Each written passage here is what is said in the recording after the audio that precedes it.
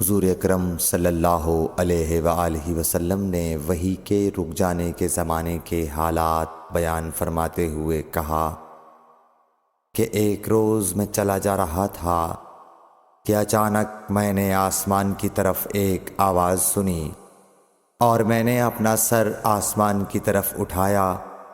کیا دیکھتا ہوں کہ وہی فرشتہ جو میرے پاس غار حرا میں آیا تھا وہ آسمان و زمین کے بیچ میں ایک کرسی پر بیٹھا ہوا ہے۔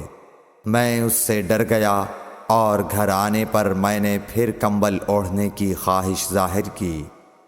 اس وقت اللہ پاک کی طرف سے یہ آیات نازل ہوئیں، اے لحاف اوڑھ کر لیٹنے والے، اٹھ کھڑا ہو اور لوگوں کو عذاب الہی سے ڈرا، اور اپنے رب کی بڑائی بیان کر، اور اپنے کپڑوں کو پاک صاف رکھ اور گندگی سے دور رہ۔